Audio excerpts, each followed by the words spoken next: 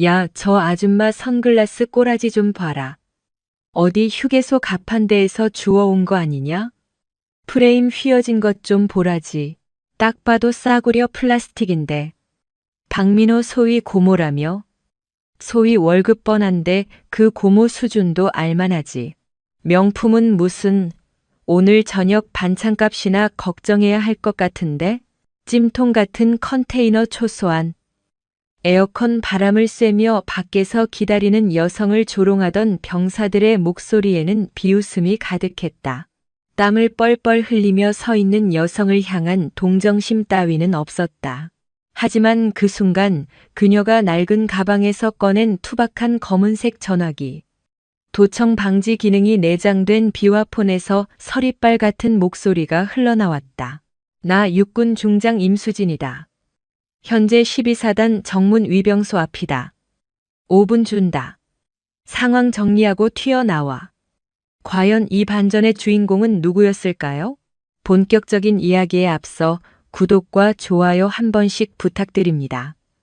여러분의 소중한 응원이 더 통쾌하고 감동적인 이야기로 돌아옵니다.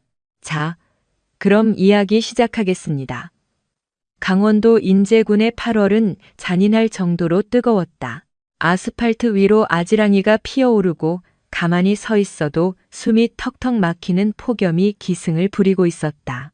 첩첩산중 해발 200m 고지에 자리 잡은 육군 제12 보병사단을 지부대 정문 앞은 그야말로 거대한 가마솥과 같았다. 그 끓어오르는 열기를 뚫고 2차선 도로 위로 낡아빠진 지프차 한 대가 덜컹거리는 소리를 내며 다가왔다. 칠이 벗겨져 녹이 붉게 쓴 차체는 폐차 직전이라 해도 믿을 정도였고 휠캡 하나는 어디로 날아갔는지 앙상한 바퀴 휠이 그대로 드러나 있었다. 끼익 하는 소음과 함께 차가 멈추고 운전석 문이 힘겹게 열렸다. 차에서 내린 여성의 행색은 차만큼이나 볼품없었다. 색이 바랜 회색 등산복 상하의는 유행이 지난 지 한참 되어 보였고 시장 좌판에서나 볼 법한 3만 원짜리 싸구려 오태가 났다. 질끈 묶은 머리에 얼굴을 반쯤 가린 검은색 선글라스 또한 렌즈에 흠집이 가득한 저가형 로드샵 제품이었다.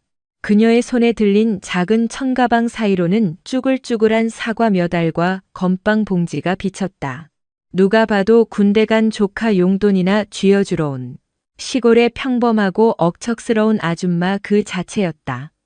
하지만 이 초라해 보이는 여성의 진짜 정체는 대한민국 육군 서열 3위권에 드는 괴물이었다. 그녀의 이름은 임수진. 올해 46세. 현재 계급은 별이 3개, 육군 중장이었다. 그녀는 단순한 행정장군이 아니었다. 특수전 사령부 예하 707 특수임무단에서 청춘을 바친 인간 병기 출신이었다. 소령 시절 아프가니스탄 파병 당시 적진 한복판에 단신으로 침투해 탈레반 간부를 제압하고 인지를 구출해낸 일화는 군내에서 전설처럼 내려오고 있었다. 그 공로로 받은 화랑무공 훈장은 그녀의 수많은 훈장 중 하나일 뿐이었다. 남자들도 버티기 힘들다는 최정예 특수부대에서 살아남아 군 역사상 최연소 여성 중장이라는 타이틀을 거머쥔 입지전적인 인물. 그러나 오늘 그녀는 계급장도 훈장도 모두 떼어내고 그저 박민호 소위의 고모라는 가면을 쓴 채 이곳에 섰다. 조카 박민호 소위는 이제 막 임관의 경기도 이천에서 소대장 생활을 시작한 병아리 장교였다. 서울에서 조카 면회를 가던 임수진 중장은 옛 추억이 서린 이곳 12사단을 경유하기로 마음먹었다. 자신이 초임 장교 시절 피땀 흘렸던 부대가 잘 돌아가고 있는지 보고 싶었던 순수한 마음도 있었지만 더 큰 이유는 최근 육군 본부로 빗발치는 투서 때문이었다. 전방 부대 기강 회의가 심각하다. 간부들이 병사들 눈치를 보느라 지휘권이 무너졌다는 보고가 끊이지 않았던 것이다. 위병소로 향하는 임수진 중장의 걸음은 소리 없이 가벼웠다. 모래 자갈 하나 밟는 소리조차 내지 않는 은밀한 보법은 수십 년간 몸에 밴 습관이었다.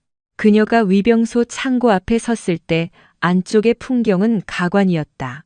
에어컨이 빵빵하게 돌아가는 초소안, 근무자인 김일병은 의자를 뒤로 젖힌 채 다리를 책상 위에 올리고 잡지를 보고 있었고, 부사수인 정상병은 이어폰을 낀 채 스마트폰 게임에 열중하고 있었다. 경계 근무의 기본 수칙 따위는 개나 줘버린 모습이었다. 임수진 중장이 헛기침을 하며 인기척을 냈지만 두 병사는 고개조차 들지 않았다. 김일병은 껌을 짝짝 소리나게 씹으며 귀찮다는 듯 손짓만 까딱거렸다. 한참 뒤에야 힐끔 쳐다본 김일병의 눈에는 경멸이 서려 있었다. 땀에 젖은 등산복 아줌마가 감히 꿀 같은 휴식을 방해했다는 짜증이었다. 아, 거참. 신분증 달라고요. 김일병이 턱짓으로 창구를 가리켰다. 임수진 중장은 끓어오르는 화를 억누르며 묵묵히 신분증을 내밀었다. 김일병은 신분증을 낚아채듯 가져가더니 쳐다보지도 않고 툭 던지듯 돌려주었다. 누구 면회요? 반말과 존댓말이 묘하게 섞인 말투. 임수진 중장은 낮고 차분하게 대답했다. 네, 박민호 소위 면회 왔습니다. 가는 길에 잠시 들렀습니다. 그제야 스마트폰을 하던 정상병이 킬킬거리며 끼어들었다. 박민호 소위? 야, 김일병, 우리 부대에 그런 소위가 있었냐? 아줌마, 여기 12사단이에요. 번지수 잘못 찾으셨네. 임수진 중장이 설명했다.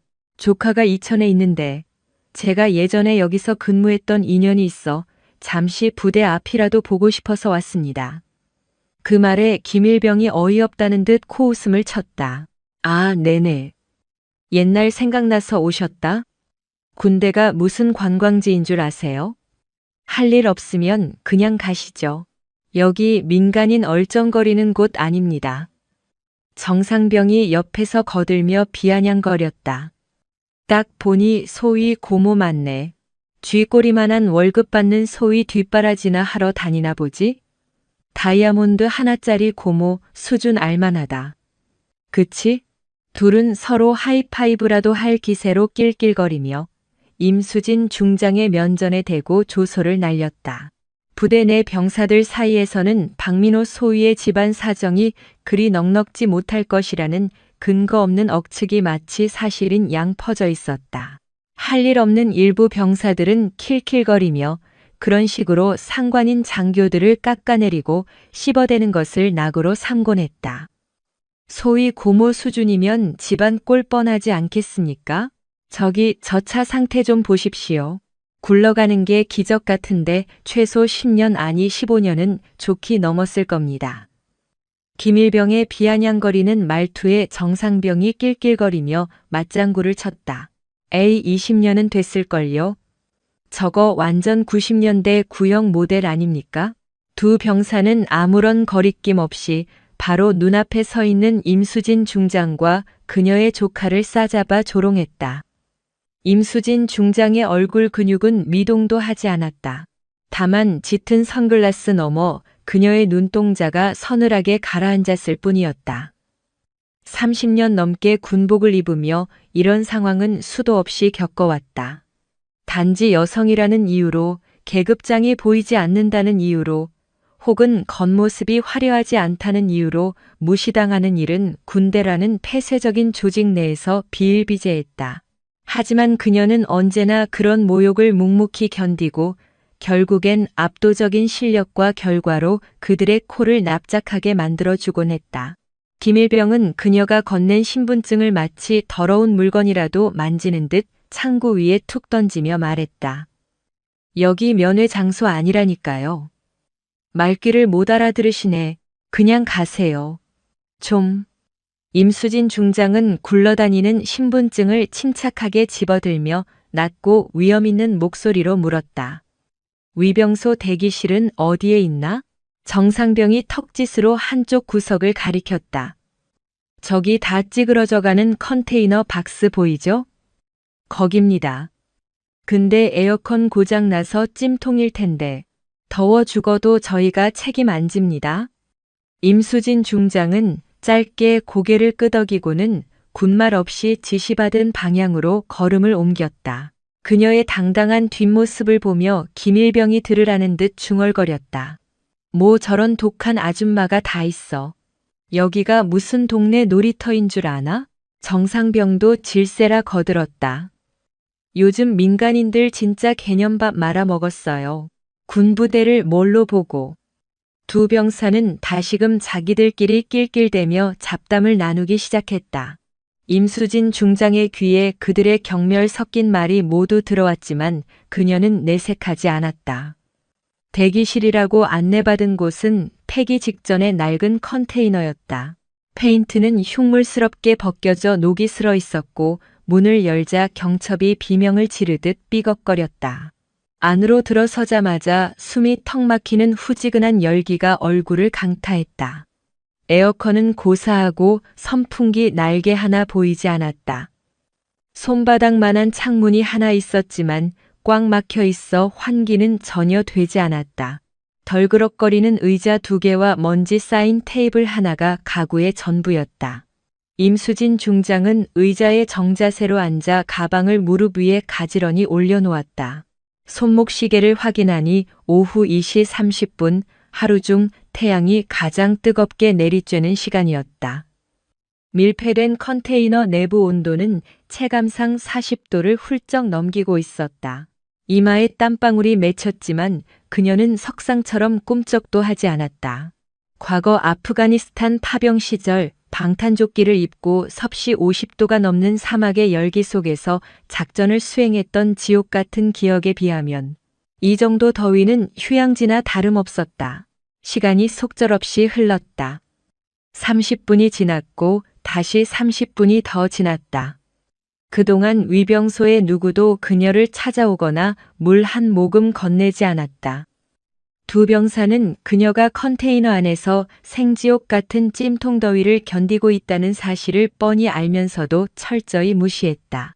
오히려 그들은 에어컨이 빵빵하게 나오는 위병소 안에서 얼음이 가득 든 아이스 커피를 마시며 낄낄대고 있었다. 오후 3시 30분이 되자 상황은 더욱 악화되었다. 김일병이 정상병에게 속닥거리는 소리가 얇은 컨테이너 벽을 뚫고 들려왔다.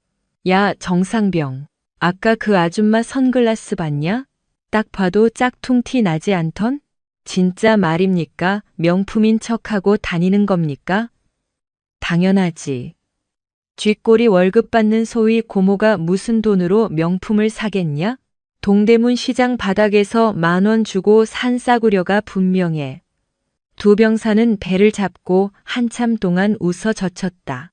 임수진 중장은 눈을 감은 채 그들의 저급한 대화를 모두 듣고 있었다. 그녀가 쓴 선글라스는 5년 전 성공적인 해외 연합훈련을 마치고 귀국하던 길에 파리 공항 면세점에서 큰맘 먹고 구입한 프랑스제 명품이었다. 하지만 그것이 진품인지 아닌지는 중요하지 않았다. 중요한 것은 국가를 지키는 군인이라는 자들이 민간인을 대하는 태도가 바닥을 치고 있다는 사실이었다. 기본 예절조차 상실한 그들의 모습에 그녀는 깊은 실망감을 느꼈다. 오후 4시가 되자 김일병이 느릿느릿 컨테이너 쪽으로 걸어왔다. 그는 문을 벌컥 열고 안을 훑어보며 비아냥거렸다. 아줌마 아직도 안 갔어요? 끈기 대단하시네. 이천 가려면 지금 출발해도 늦는데? 임수진 중장은 선글라스 너머로 그를 똑바로 응시하며 물었다. 공식적인 면회 시간이 몇 시까지입니까?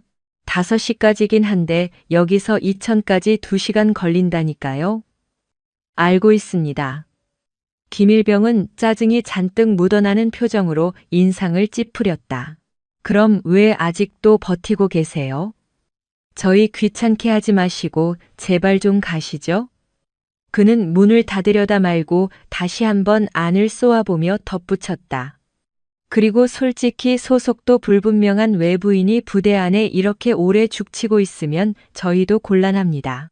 간첩 신고 들어가기 전에 알아서 나가시는 게 신상에 좋을 겁니다.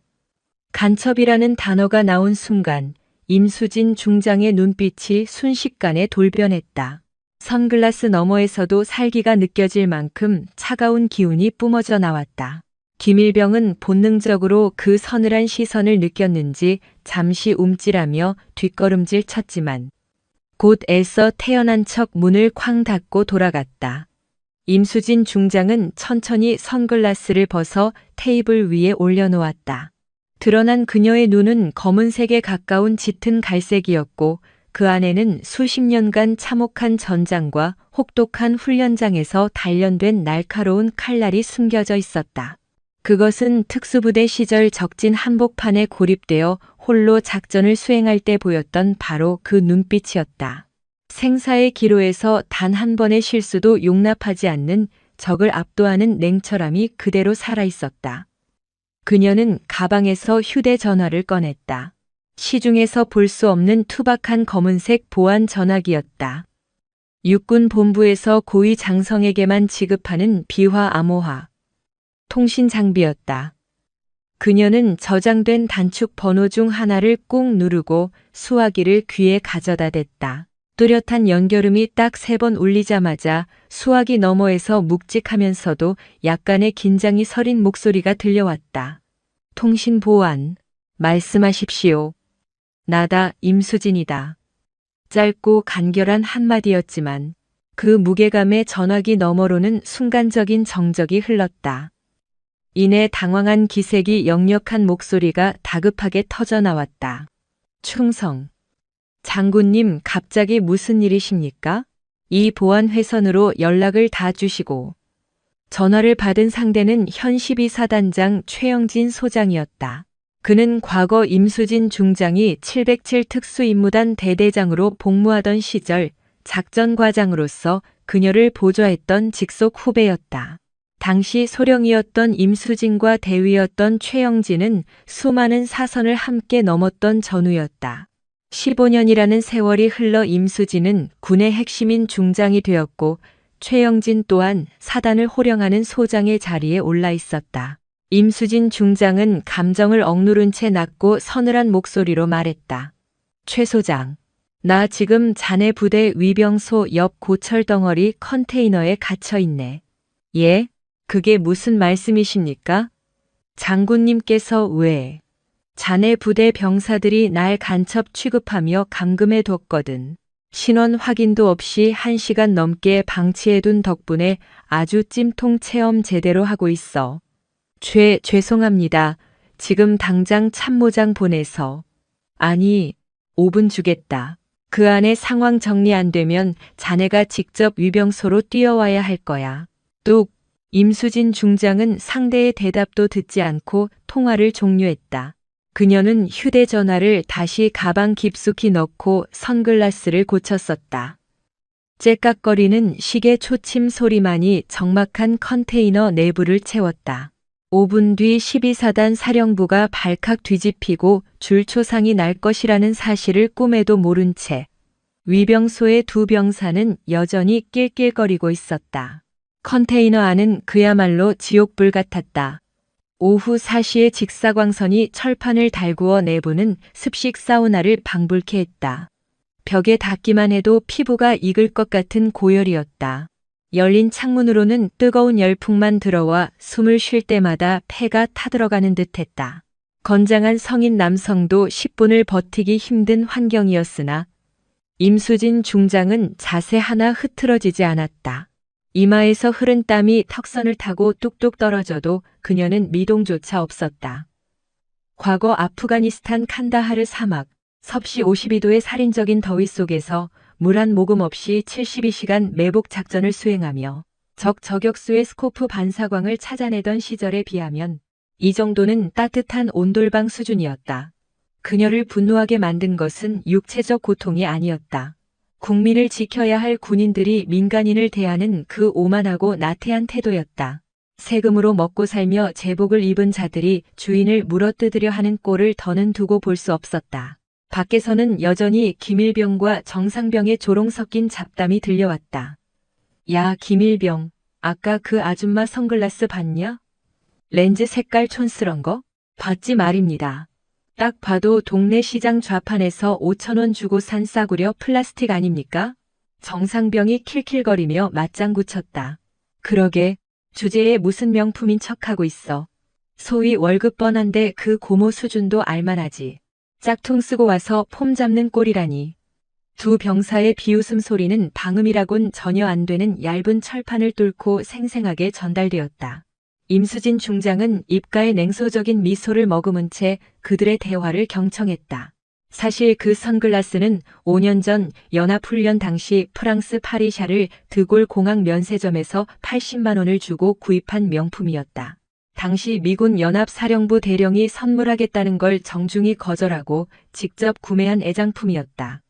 하지만 진품 여부는 중요하지 않았다. 설령 1,000원짜리 장난감 안경을 썼다 한들 군인이 민간인을 외모와 소지품으로 평가하고 비하하는 것은 군 기강 해이를 넘어선 인격 모독이었다. 정상병의 목소리가 한층 더 은밀해졌다. 근데 김일병, 아무래도 수상하지 않냐? 소속도 얼버무리고 면회 온다면서 길도 모르고. 맞습니다. 이천 간다면서 굳이 여기 들른 것도 이상합니다. 혹시 고정 간첩 아니겠습니까? 요새 북한에서 아줌마들로 위장해서 정보 캐낸다던데. 그치? 나도 딱 그 생각 들더라. 이거 잘하면 포상휴가 감이다. 상급 부대에 보고해서 간첩 신고 포상금이나 타먹자. 오, 정상병님 천재십니다. 일단 계속 잡아두고 헌병대 부를까요? 두 병사는 멋대로 소설을 쓰며 임수진 중장을 간첩으로 확정짓고 있었다. 근거 없는 의심이 확신으로 변하는 과정은 순식간이었고 그 과정에서 민간인에 대한 존중은 찾아볼 수 없었다. 임수진 중장은 천천히 선글라스를 벗어 테이블 위에 올려놓았다. 그녀의 눈빛이 서늘하게 빛났다. 그녀의 짙은 갈색 눈동자는 마치 폭풍 전의 고요한 바다처럼 깊게 가라앉아 있었다. 그 눈 속에는 수십 년간 전장을 누비며 산전수전을 다 겪은 베테랑 지휘관의 서슬퍼런 기백이 숨겨져 있었다. 과거 특수임무 수행 시절 적의 심장부에 침투해 생사를 넘나들 때 보였던 바로 그 살기 어린 눈빛이었다. 한치의 오차도 허용하지 않고 적을 제압하던 전사의 본능이 지금 이 좁은 위병소 컨테이너 안에서 다시 깨어나고 있었다. 그 위압감은 감히 범접할 수 없는 아우라를 뿜어내고 있었다. 임수진 중장은 핸드백 깊숙한 곳에서 투박한 검은색 단말기를 꺼냈다. 시중에서는 절대 구할 수 없는 국방부 비화, 미화, 통신망이 적용된 특수 보안폰이었다. 도청과 감청이 원천적으로 차단된 이 기기는 오직 국가 안보의 핵심 라인에 있는 장성들에게만 지급되는 물건이었다. 액정 화면에 보안인가 완료라는 문구가 뜨자 그녀는 망설임 없이 단축 번호 1번을 길게 눌렀다. 신호 연결음이 3번 울리기도 전에 상대방이 전화를 받았다. 충성 12사단장 소장 최영진입니다. 수화기 너머로 들려오는 목소리는 자신감에 차 있었고 매우 안정적이었다. 전방 사단을 책임지는 지휘관으로서의 위엄이 느껴지는 톤이었다. 하지만 그 위엄은 불과 몇 초 뒤 산산조각 날 운명이었다. 임수진 중장은 낮게 깔린 목소리로 짧게 내뱉었다. 나다, 임수. 수화기 너머에서 찰나의 정적이 흘렀다. 숨소리조차 들리지 않는 3초간의 긴장이 흐른 뒤 무언가 쿵 하고 떨어지는 듯한 소리와 함께 거친 숨소리가 들려왔다. 최영진 소장이 당황하여 자리에서 일어나다 의자를 넘어뜨린 것이 분명했다. 임수진 장군님이십니까? 세상에 이 비화폰으로 연락이 오실 줄은 꿈에도 몰랐습니다. 필승, 신고합니다. 최영진 소장의 목소리는 방금 전의 패기는 온데간데 없고 당혹감과 공포로 가늘게 떨리고 있었다.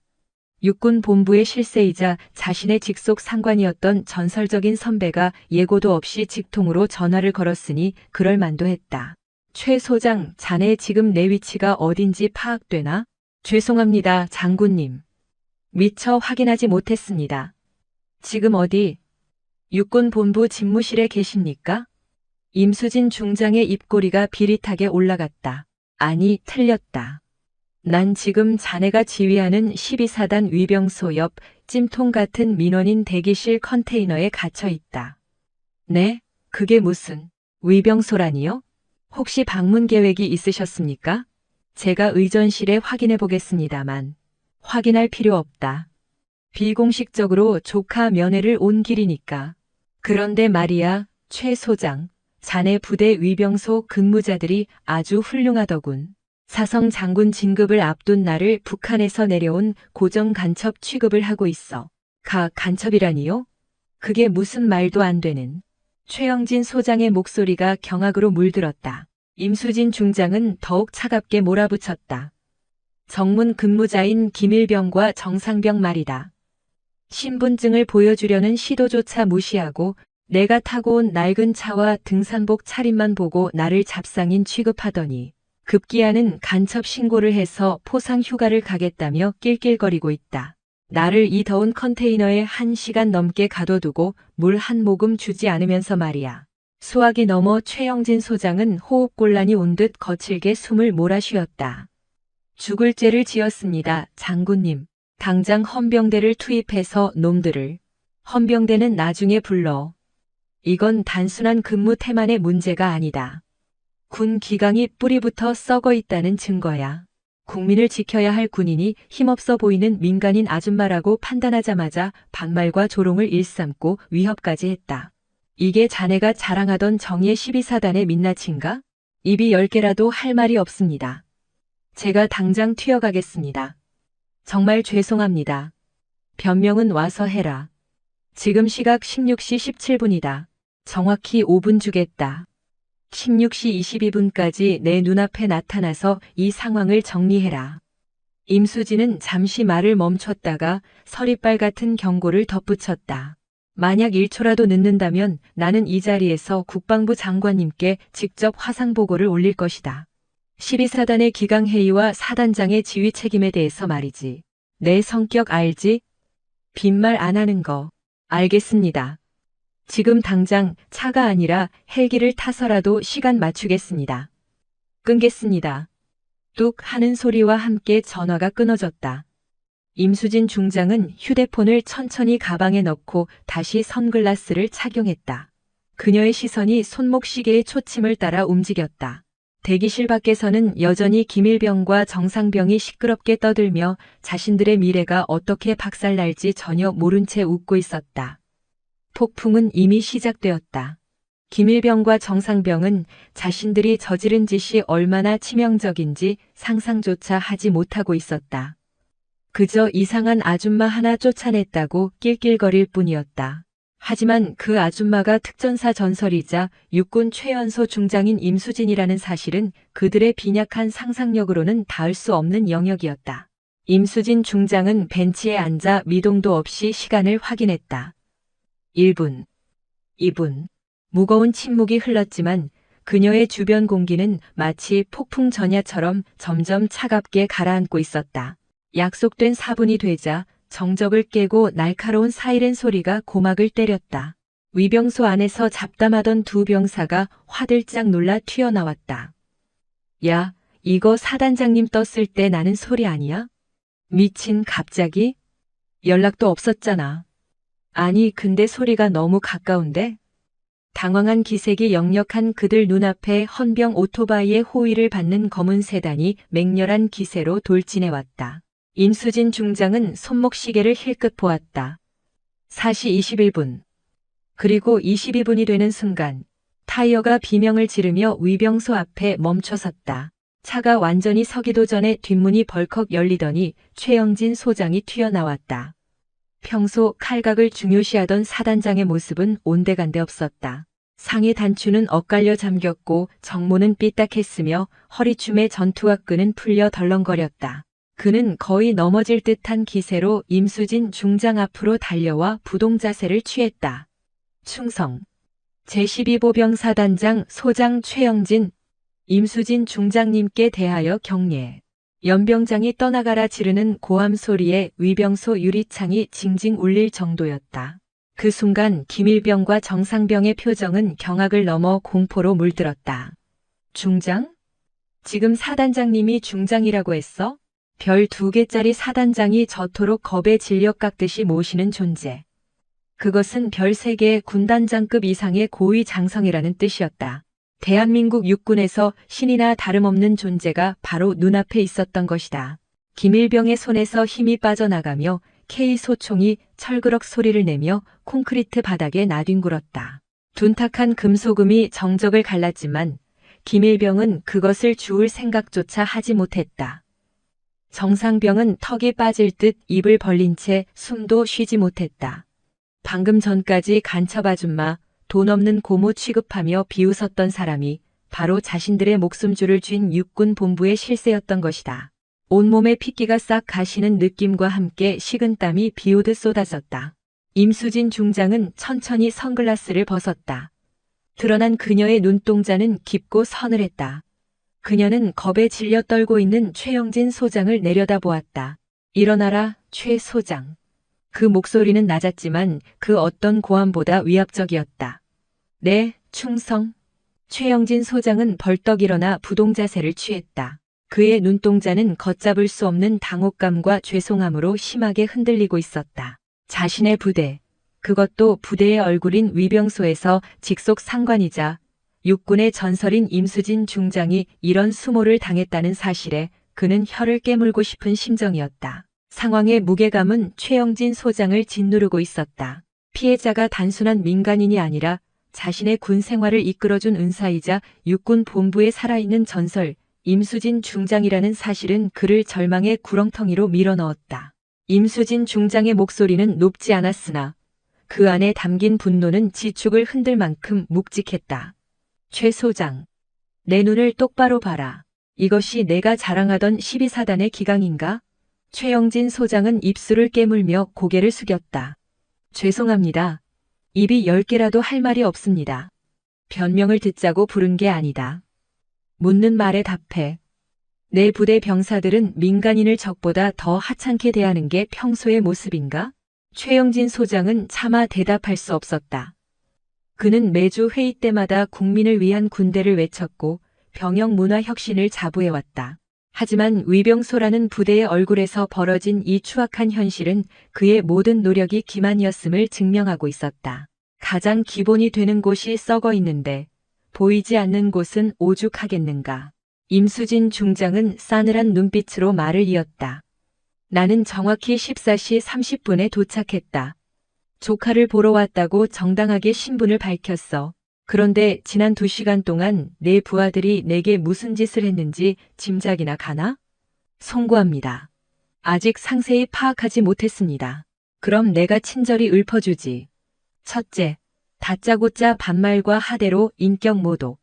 둘째, 내 조카가 소위라는 이유로 집안 형편을 들먹이며 조롱. 셋째, 내 소지품을 싸구려 취급하며 비웃음. 넷째, 이 찜통 같은 컨테이너에 물 한 모금 없이 감금. 그리고 다섯째, 임수진은 잠시 말을 끊었다가 김일병과 정상병을 노려보며 쏘아붙였다. 감히 대한민국 장군을 북한 간첩 취급하며 포상금이나 타먹겠다고 협박까지 했다. 이것이 네가 지휘하는 부대의 현 주소다. 최영진 소장의 등 뒤로 식은땀이 강물처럼 흘러내렸다.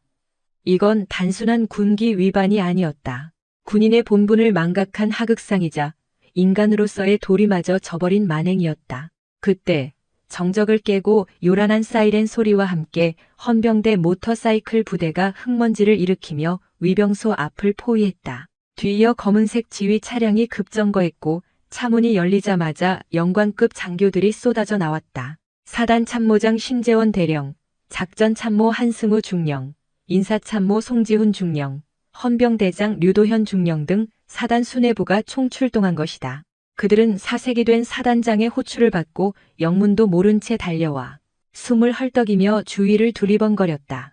그러다 사단장이 등산복 차림의 중년 여성 앞에서 부동자세로 쩔쩔매는 기이한 광경을 목격하고는 전원 얼어붙었다. 심재원 대령이 조심스레 다가와 떨리는 목소리로 물었다. 사단장님? 도대체 무슨 상황입니까? 최영진 소장은 대답할 기운도 없다는 듯 턱으로 임수진 중장을 가리켰다. 심대령의 시선이 그녀에게 닿았다. 평범한 등산복 차림이었지만 그녀가 뿜어내는 기세는 수천 명의 병력을 압도하고 있었다. 그 눈빛은 수십 년간 사선을 넘나든 자만이 가질 수 있는 맹수와도 같은 살기였다. 심대령은 본능적으로 마른 침을 삼키며 뒷걸음질 쳤다. 저 멍하니 서 있는 자들은 누구인가? 임수진의 질문에 최영진 소장이 즉시 관등 성명을 댔다. 사단 주요 참모진입니다. 임수진은 그들을 천천히 훑어보았다. 마치 먹잇감을 탐색하는 독수리 같은 시선에 참모들은 오금을 저렸다. 전원 집합시켜. 참모장. 당장 전원 정문 앞에 집합. 열맞춰. 사단장의 불호령에 심대령이 화들짝 놀라 소리쳤다. 전원 집합. 신속히 움직여. 순식간에 위병소 앞은 헌병들과 참모들로 가득 찼고 살벌한 긴장감이 감돌았다. 구석에 몰린 김일병과 정상병은 이제 숨조차 제대로 쉬지 못하고 있었다. 김일병은 공포를 이기지 못하고 다리가 풀려 바닥에 주저앉았고 바지 가랑이는 축축하게 젖어가고 있었다. 정상병 역시 턱을 딱딱 부딪히며 혼이 나간 표정이었다. 자신들이 희희낙낙하며 조롱했던 아줌마가 사단장을 무릎 꿇리고 참모들을 집합시키는 거물이었다니 그들의 군 생활뿐만 아니라 인생 자체가 끝장났음을 직감한 것이다. 임수진 중장은 겁에 질린 두 병사를 차가운 시선으로 내려다보다가 다시 최영진 소장을 향해 고개를 돌렸다. 최 소장, 이 당나라 군대 같은 병사들의 직속 상관 위병소장은 어디 있나? 제27보병연대 1대대 소속 배진호 중위입니다. 현재 영내 대기 중입니다. 당장 내 눈앞에 끌고 와. 예, 알겠습니다. 최 소장의 눈짓을 받은 심대령이 무전기에 대고 고래고래 소리를 질렀다. 그리고 5분도 채 지나지 않아 저 멀리서 전투복 상의가 삐져나온 줄도 모르고 미친 듯이 달려오는 장교가 보였다. 계급장은 중위 명찰에는 배진호라는 이름이 박혀 있었다. 그는 거친 숨을 몰아쉬며 현장에 도착하자마자 살벌한 분위기에 압도되어 그대로 얼어붙고 말았다. 거친 숨을 몰아쉬며 달려온 배진호 중위는 땀으로 범벅이 된 채 최영진 소장 앞에 섰다. 관등 성명을 대는 목소리는 갈라졌고 급하게 뛰어오느라 군복 상의는 삐져나와 엉망이었다. 제27보병연대 1대대 소속 중위 배진호. 사단장님 부르셨습니까? 최영진 소장은 한심하다는 표정으로 그를 노려보며 손가락질했다. 배중이, 너 위병소 관리 책임자 맞지? 오늘 근무서는 애들 교육을 어떻게 시킨 거야? 오늘 특이사항 있었나? 똑바로 보고해. 배진호는 영문을 몰라 눈동자를 굴렸다. 그는 상황의 심각성을 전혀 인지하지 못한 채 습관적으로 가라허위 보고를 올리려 했다. 보고드립니다.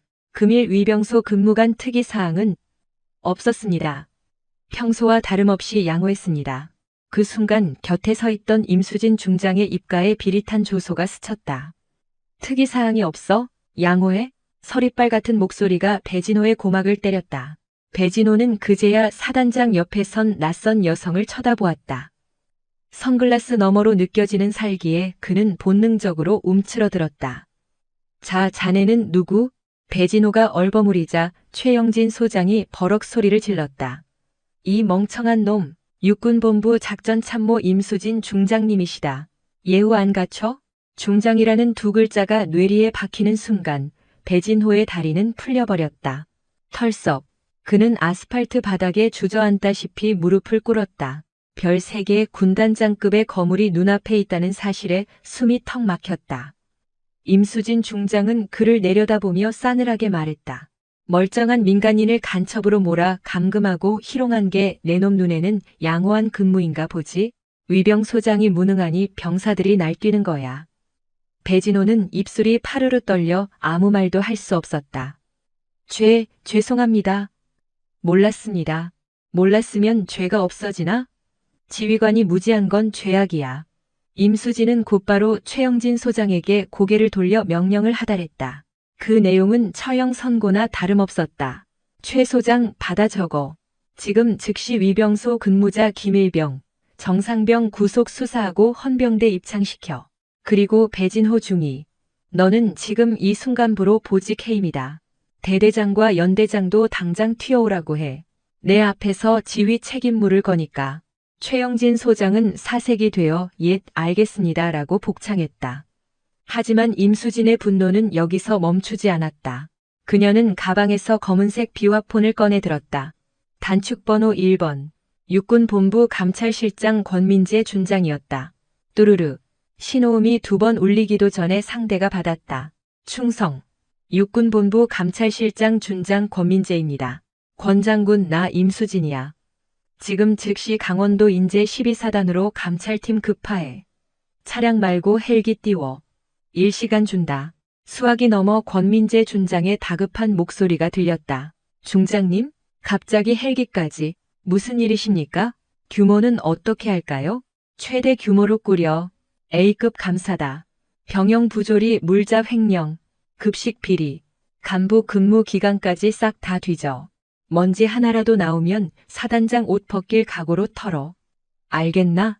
옛 전원 소집해서 바로 출발하겠습니다. 충성. 전화가 끊기자 최영진 소장은 현기증을 느끼며 비틀거렸다. 감찰실의 A급 감사는 부대 해체 수준의 고강도 조사를 의미했다. 사단 전체가 초토화될 것이 뻔했다. 임수진 중장은 넋이 나간 참모장 심재원 대령을 보며 툭 던지듯 물었다. 아, 그리고 내 조카 박민호 소위. 걔가 이천에 있는데 여기 12사단 출신이라며? 박 소위 좀 보자고 해. 심재원 대령은 덜덜 떨며 대답했다. 중장님, 박민호 소위는 이천 제7군단 직할대 소속입니다만. 임수진은 선글라스를 고쳤으며 짧게 답했다. 알아, 그냥 확인해 본 거야. 하지만 오늘 이천에 있는 7군단 예하 부대로 면회를 가기로 약속되어 있으니 아마 근처까지 왔을 겁니다. 지금 당장 연락해서 이쪽으로 오라고 하세요. 알겠습니다, 중장님. 심재원 대령이 떨리는 손으로 휴대전화를 꺼내 박민호 소위에게 전화를 걸었다. 통화는 용건만 간단히 끝났다. 박민호 소위는 현재 인제 터미널 근처를 지나고 있어 30분 내로 도착 가능하다는 보고였다. 임수진 중장은 굳게 담은 입술을 떼지 않은 채 손목시계를 확인했다. 시침은 5시를 가리키고 있었다. 늦여름의 태양은 여전히 뜨거웠지만 12사단 위병소 앞에는 서늘한 긴장감이 감돌며 그림자가 길게 늘어지고 있었다. 최 소장, 자네 예하의 연대장과 대대장, 지금 즉시 호출해. 5분 주겠다. 예, 알겠습니다. 충성. 최영진 소장은 사색이 되어 참모장 심대령에게 눈짓을 보냈다. 심대령은 무전기를 집어들고 비명을 지르듯 명령을 하달했다. 27연대장, 1대대장. 지금 당장 위병소로 튀어와. 단독군장 필요 없고 몸만 와. 실시. 정확히 10분이 지나기 전 2대의 레토나 차량이 흙먼지를 일으키며 위병소 앞에 급정거했다. 차문이 열리고 전투복 차림의 장교 2명이 굴러떨어지듯 내렸다. 무궁화 2개의 서영준 중령, 그리고 무궁화 3개의 구자철 대령이었다. 그들은 영문도 모른 채 사단장의 호출을 받고 미친 듯이 달려왔는지 군복 상의가 땀에 젖어 있었고 거친 숨을 몰아쉬고 있었다. 27연대 1대 대장 중령 백도훈 사단장님의 호출을 명받았습니다. 27연대장 대령 구자철 사단장님을 뵙습니다. 최영진 소장은 싸늘한 표정으로 그들의 격리를 받은 뒤 옆에 서 있는 임수진 중장을 손바닥으로 가리켰다. 인사드려라. 육군본부 작전참모부장이신 임수진 중장님이시다. 그 순간 두 사람의 동공이 지진이 난 듯 흔들렸다. 등산복 차림의 중년 여성이 3스타 장군이라니. 상황 파악이 덜 된 그들의 뇌회로는 정지했지만 몸은 반사적으로 반응했다. 충성. 목소리가 삑사리가 날 정도로 당황한 기색이 역력했다. 임수진 중장은 선글라스를 고쳤으며 그들을 서늘하게 내려다보았다. 구대령, 백중령. 너희들이 지휘하는 부대의 위병소가 아주 볼만하더군. 오늘 여기서 무슨 일이 벌어졌는지 보고받은 거 있나? 구자철 대령은 식은땀을 흘리며 더듬거렸다. 죄송합니다. 아직 구체적인 보고를 받지 못했습니다. 보고를 못 받았다? 민간인을, 그것도 상급 부대 장성을 간첩으로 몰아세우고 짐승처럼 가둬놨는데 지휘관이라는 작자들이 까맣게 모르고 있어? 임수진의 호통에 위병소 앞 공기가 얼어붙었다. 구대령과 백중령의 얼굴은 흑빛으로 변했다. 저기 저 컨테이너 보이지? 들어가서 너희 병사들이 민간인에게 무슨 짓을 했는지 직접 체험해봐. 임수진의 손끝이 찜통 같은 대기실을 향했다. 두 지휘관은 죄인처럼 고개를 숙인 채 컨테이너로 향했다. 문을 열자마자 훅 끼쳐오는 열기와 땀 냄새, 그리고 폐쇄적인 공간이 주는 압박감에 그들은 할 말을 잃었다. 이것은 단순한 근무 태만이 아니라 인권 유린의 현장이었다. 다시 밖으로 나온 구 대령의 목소리는 기어들어가고 있었다. 죽을 죄를 지었습니다, 중장님. 면목 없습니다. 면목이 없으면 옷을 벗어야지. 구자철 대령, 백도훈 중령. 현 시간부로 두 사람을 보직 해임한다.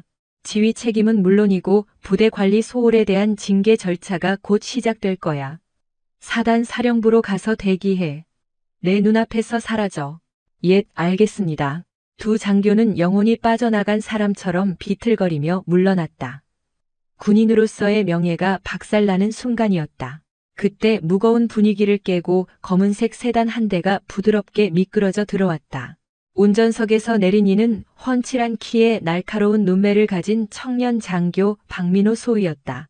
이제 막 임관한 소위 계급장이 햇빛을 받아 반짝였다. 그는 위병소 앞에 도열한 수많은 별들과 대령들의 모습을 보고 순간 멈칫했지만 곧장 자세를 바로잡고 다가왔다. 소위 박민호. 부르심을 받고 왔습니다.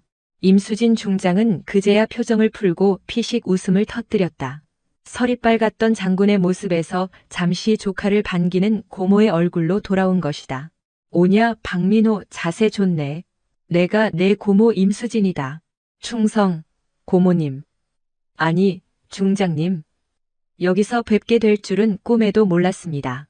박민호는 당황스러움과 반가움이 교차하는 표정을 지었다.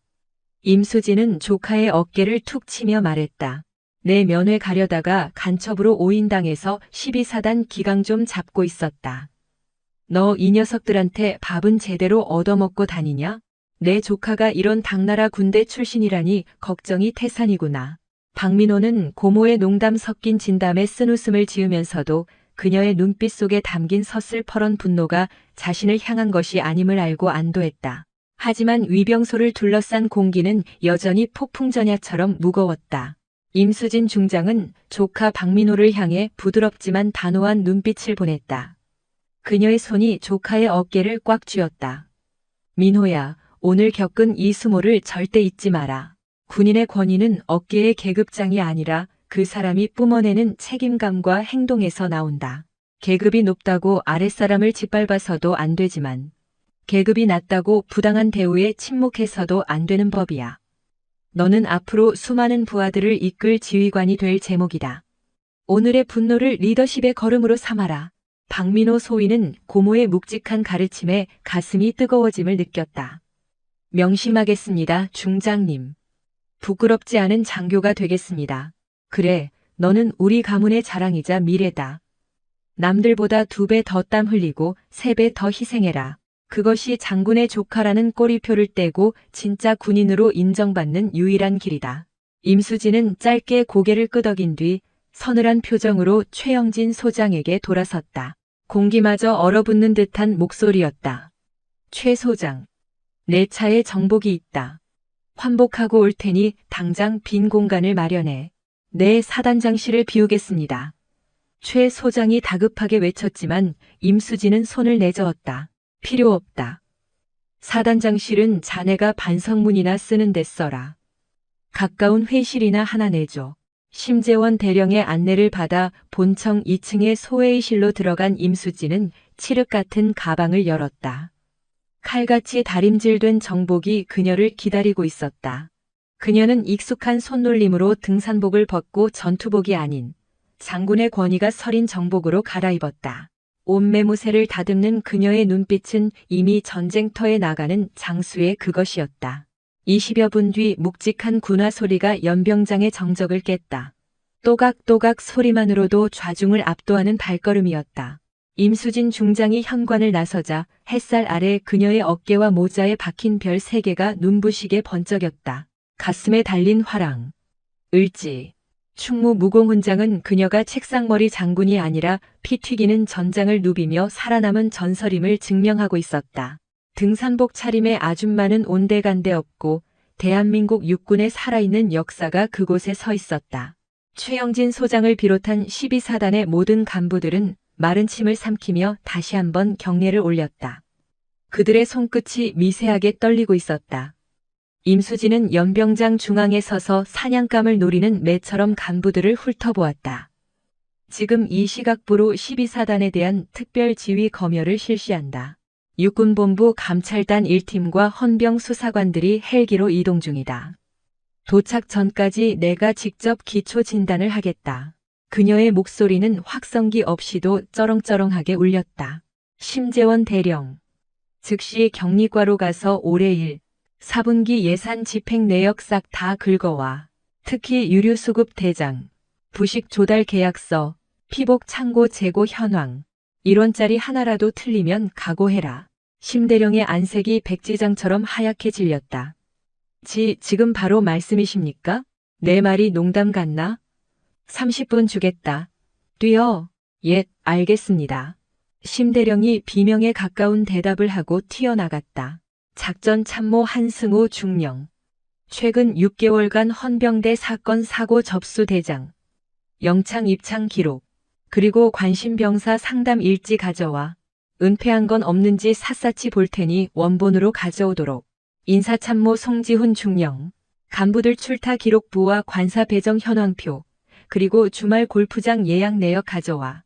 위병소 근무가 이따위인데 간부들이 주말에 필드나 나가고 있었는지 내 눈으로 확인해야겠다. 참모들이 혼비백산하여 흩어지자 광장에는 최영진 소장만이 덩그러니 남았다. 임수진 중장은 천천히 그에게 다가갔다. 최 소장, 자네가 이 부대의 지휘봉을 잡은 지 1년이 넘었다고 했나? 1년이면 부대 앞마당의 돌멩이 위치도 파악해야 할 시간이야. 그런데 위병소 군기가 당나라 군대보다 못해? 이건 자네가 눈과 귀를 닫고 황제처럼 군림했다는 증거다. 면목 없습니다, 중장님. 최 소장은 고개를 들 수 없었다. 위병소는 빙산의 일각이야. 내 경험상 입구가 썩은 집은 기둥도 썩어 있는 법이지. 유류 횡령, 급식비리, 병영 부조리. 이 안에서 얼마나 많은 곰팡이가 피어 있을지 안 봐도 훤하다. 잠시 후 땀 범벅이 된 참모들이 서류를 산더미처럼 안고 돌아왔다. 임수진은 간이 테이블을 펼치게 하고 그 자리에서 서류를 독파해 나갔다. 그녀의 눈동자가 매섭게 움직일 때마다 참모들의 심장은 쪼그라들었다. 이것 봐라. 심대령 유류 사용 내역이 아주 소설이구나. 차량 기동 훈련은 작년 대비 30%가 줄었는데 경유 사용량은 15%가 늘었어. 12사단 차량들은 기름을 땅에 붓고 다니나? 아니면 누군가가 밤마다 기름통 들고 밖으로 나르는 건가? 그게 아마 노후 차량이라 연비가. 심대령이 횡설수설했다. 웃기지 마라.